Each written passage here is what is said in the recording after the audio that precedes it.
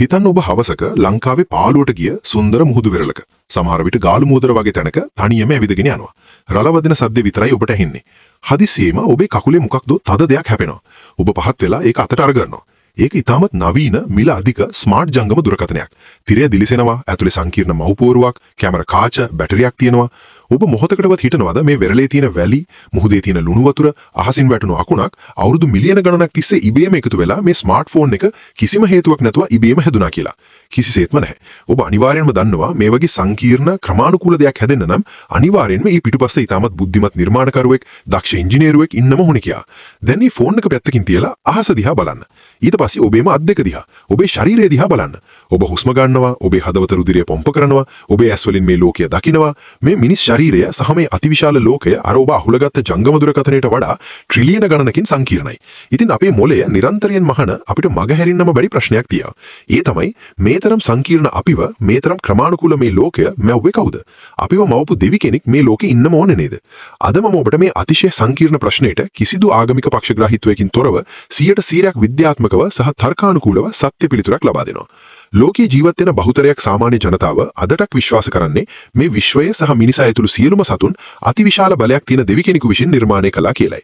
මේ තර්කයේ දර්ශනවාදී සහ විද්‍යාවේ හැඳින්වෙන්නේ නිර්මාණවාදී තර්කය. එහෙමත් නැත්නම් ටීලියොලොජිකල් ආගියුමන්ට් කියලයි.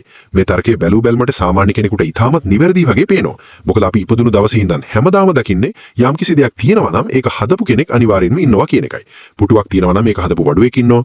ගයක් තියෙනවා නම් මේක හදපු මේසන් බාස් කෙනෙක් ඉන්නවා. පරිගණකයක් තියෙනවා නම් මේක හදපු සමාගමක් තියෙනවා. ඉතින් මේ ලෝකයේ තියෙනවා නම් මේක හදපු දෙවියෙක් ඉන්න ඕනේ. ඒක තමයි අපේ මොලේ හිතන විදිය. අපේ මිනිස් මොලේ පරිණාමය වෙලා තියෙන්නේ හැම දෙයකටම හේතුවක් හොයන්න. සහ හැමදේම පිටුපස රටාවක් දකින්න. ඉස්සර කැලේ හිටපු ප්‍රාථමික මිනිසාට ගහක් හෙලවෙනවා දැක්කහම ඒක සුළඟට ඉබේම වුණා කියලා හිතනවට වඩා ඒක පිටිපස්සේ තමන්ව කන්න බලාගෙන ඉන්න සතෙක් ඉන්නවා කියලා හිතන එක ජීවිතේ බේරගන්න ගොඩක් ආරක්ෂිත වුණා. ඒ නිසා මිනිසා හැම දෙයකම පිටුපස්සේ නොපෙනෙන බලවේගයක් දකින්න පුරුදු වුණා. ඉර පායන්නේ, වැස්ස වහන්නේ, තරු පායන්නේ, ලෙඩ රෝග හැදෙන්නේ පිටිපස්සේ කෙනෙක් ඒ දේවල් පාලනය කරන නිසා කියලා මිනිස්සු හිතුවා. නමුත් ලෝකයේ විද්‍යාව දියුණු වෙද්දී අපිට තේරුණා මේ හැමදේම පිටපස්සේ ඉන්නේ දෙවියෙක් නෙවෙයි, භෞතික විද්‍යාත්මක සහ රසායනික විද්‍යාත්මක නියමයන් කියලා. වැස්ස වහන්නේ දෙවියන්ගේ කැමැත්තට නෙවෙයි, ජල චක්‍රයට අනුව කියලා අපි ඉගෙන ගත්තා. ලෙඩ හැදෙන්නේ දෙවියන්ගේ කෝපය නිසා නෙවෙයි, බැක්ටීරියා සහ වෛරස් නිසා කියලා අපි හොයාගත්තා. එහෙනම් ජීවය කියන සංකීර්ණ දේ හැදුනේ කොහොමද? අපිව මැවුනේ කවුද? විද්‍යාව අපිට පෙන්වා දෙන සැබෑ සත්‍ය තමයි අතිශය සංකීර්ණ දෙයක් හැදෙන්න අනිවාර්යෙන්ම බුද්ධිමත් නිර්මාණකරුවෙක් අවශ්‍යම නැහැ කියන එක. මේක සාමාන්‍ය කෙනෙකුට තේරුම් ගන්න ටිකක් අමාරුයි. නමුත් මේක තමයි ලෝකයේ තියෙන ලස්සනම සහ විශ්මිතම සත්‍ය. මීට අවුරුදු 150කට විතර කලින් චාල්ස් ඩාවින් කියන ශ්‍රේෂ්ඨ විද්‍යාඥයා ලෝකයට හඳුන්වා දුන්නා පරිණාමවාදය සහ ස්වභාවික වර්ණය කියන සංකල්පය. ඔහු සාක්ෂි සහිතව ඔප්පු කරලා පෙන්නවා ඊටමත් සරල දේවල් වලින් ඊටමත් සංකීර්ණ දේවල් කිසිම බාහිර බලපෑමක් නැතුව කාලයත් එක්ක ඉබේම නිර්මාණය වෙන්න පුරුවන් කියලා. හිතන්න පෘථිවියේ ජීවය ආරම්භ වුණු මුල්ම කාලය ගැන. එදා අද වගේ අලියෝ සිංහයෝ මිනිස්සු හිටියේ නැහැ. හිටියේ පියවි ඇසට පේන්නේ නැති ඊටමත් සරල ඒකසෛලික ජීවීන් විතරයි. ඔවුන්ට ඇස් තිබුණේ නැහැ, කන් තිබුණේ නැහැ, මොළයක් තිබුණේ නැහැ. නමුත් ඔවුන් එකිනෙකා බෝ වෙද්දී ඔවුන්ගේ DNA වල සිදුවන ඊටා කුඩා වෙනස්කම් එහෙමත් නැත්නම් විකෘතිතා නිසා මව්සතාට වඩා යම්කිසි සුළු වෙනසක් තියෙන ජීවීන් බිහි වුණා. මේක හරියට ලොතරැයියක් ඇදෙනා වගේ වැඩක්. පරිසරයට ඔරොත්තු දෙන වෙනසක් ඇති වුණු සතා දිගටම ජීවත් වුණා, අනිත් සතා මැරිලා ගියා. මේ ක්‍රියාවලිය අවුරුදු 10ක් 1000ක් නෙවෙයි, අවුරුදු බිලියන 3.5ක් තිස්සේ නොකඩවා සිදු වුණා. ඒ තරම් විශාල කාලයක් තිස්සේ සිදු වුණු මේ ස්වභාවික පෙරීමට ලක්වීමෙන් පස්සේ තමයි අද අපි මේ දකින සංකීර්ණ මිනිස්සු, සත්තු සහ ගස්වැල් නිර්මාණය වෙලා තියෙන්නේ.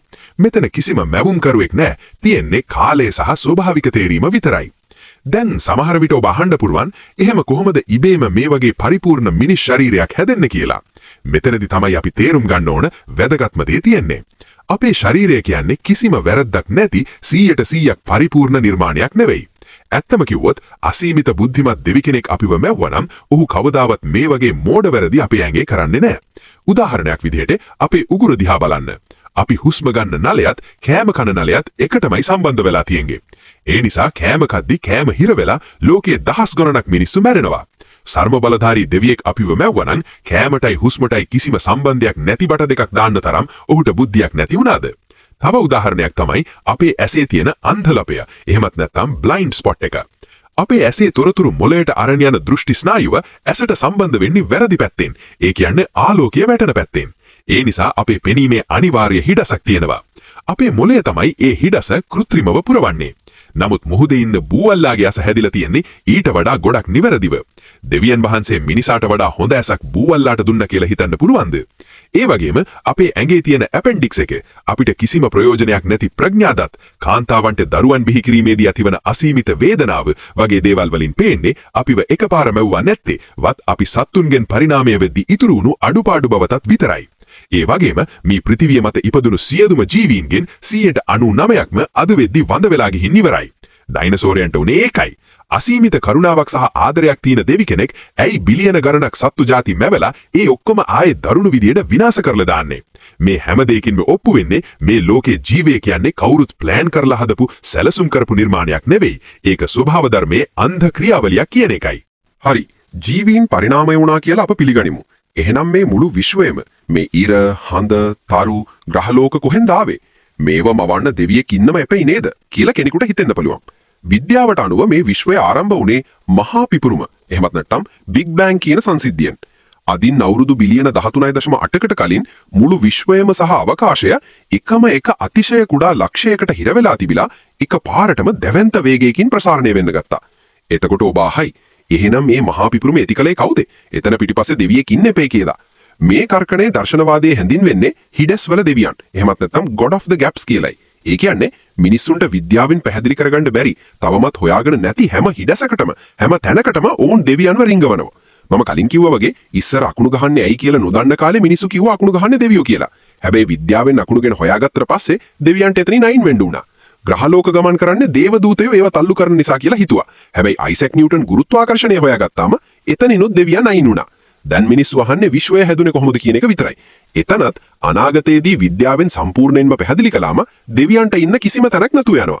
අනික දෙවියන් වහන්සේ මේ විශ්වය මැව්වේ මිනිසා වෙනුවෙන් නම් ඇයි මේ විශ්වයෙන් 99.9%ක්ම අපිට කිසිම ප්‍රයෝජනයක් නැති ගිය ගමන් අපිව මැරිලා යන රික්තකයක් සහ විකිරණ වලින් පුරවලා තියෙන්න කියන එක ලොකු ගැටලුවක්.